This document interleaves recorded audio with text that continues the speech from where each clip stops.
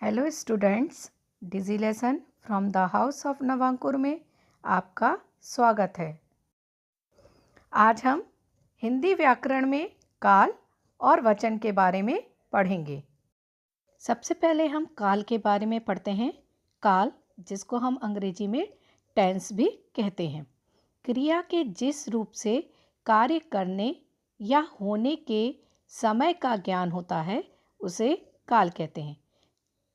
हम कोई भी कार्य कर रहे हैं, उसके में लगने वाले समय का जब हमको ज्ञान होता है तो उसे हम काल कहते हैं।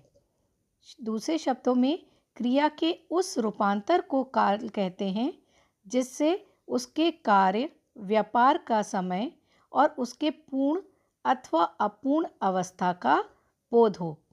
जैसे कि पहला है उदाहरण, देखिए बच्चों, बच्चे खेल रहे हैं, मैडम पढ़ा रही हैं। दूसरा उदाहरण देखिए, बच्चे खेल रहे थे, मैडम पढ़ा रही थी। तीसरा उदाहरण, बच्चे खेलेंगे, मैडम पढ़ाएंगी। पहले वाक्य में क्रिया वर्तमान समय में हो रही है, यानी बच्चे अभी खेल रहे हैं।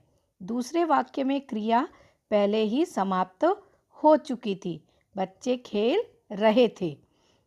तथा तीसरे वाक्य की क्रिया आने वाले समय में होगी, बच्चे खेलेंगे। इन वाक्यों की क्रियाओं से कार्य के होने का समय प्रकट हो रहा है। काल के भेद। काल के 3 भेद होते हैं। पहला, वर्तमान काल, जिसको अंग्रेजी में प्रेजेंट टेंस कहते हैं। जो समय चल रहा है उसको हम वर्तमान काल कहते हैं। दूसरा है भूतकाल, पास्ट टेंस, यानी जो समय बीत चुका है। तीसरा होता है भविष्यत काल, फ्यूचर टेंस, जो समय आने वाला है। आने वाले समय को भविष्यकाल कहते हैं। वर्तमान काल, प्रेजेंट टेंस, क्रिया के जिस रूप से यह पता चले कि काम अभी चल रहा है उसे वर्तमान काल कहते हैं। जैसे उदाहरण देखिए, पहला, वह खेल रहा है। दूसरा, राधा सो रही है।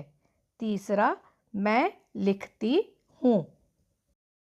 भूतकाल, क्रिया के जिस रूप से बीते हुए समय का बोध हो उसे भूतकाल कहते हैं। जैसे राम ने पत्र लिखा, मैंने मिठाई खाई थी, बच्चे खेल रहे थे।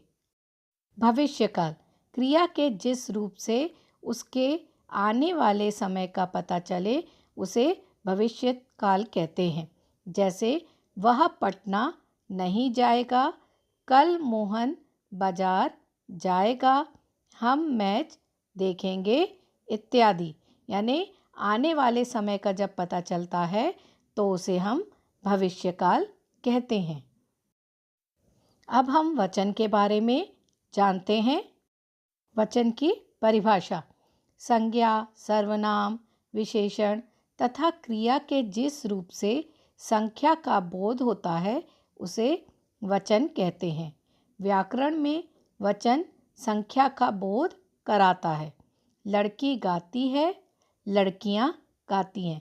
यहाँ लड़की गाती है मतलब एक लड़की गा रही है, और दूसरे उदाहरण में देखिए, लड़कियां गाती हैं, यानी कई लड़कियां गाना गा रही हैं। पहले वाक्य से यह स्पष्ट होता है कि कोई एक लड़की गाती है। दूसरे वाक्य से कई लड़कियों के गाने का बोध होता है।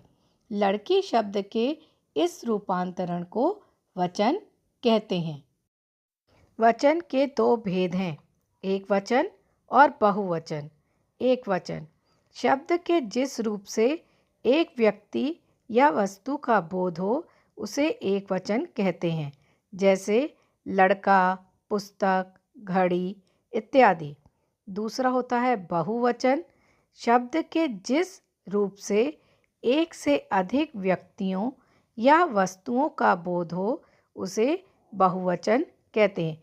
जब एक से अधिक व्यक्ति या वस्तुओं का बोध होता है तो उसे बहुवचन कहते हैं। जैसे लड़के, पुस्तकें, घड़ियाँ इत्यादि। यहाँ पे कई वस्तुओं का तथा व्यक्तियों का बोध हो रहा है। एक वचन तथा बहुवचन के कुछ उदाहरण देखते हैं। बेटा, बेटे। बहुवचन क्या हो गया? बेटे। लड़का, लड़के। आँख, आँखें। किताब, किताबें। ऐसे डिबिया, डिबियाँ। गुड़िया, गुड़ियाँ। बुढ़िया, बुढ़ियाँ। लुटिया, लुटियाँ। ये सब एक वचन तथा बहुवचन के उदाहरण हैं। धन्यवाद।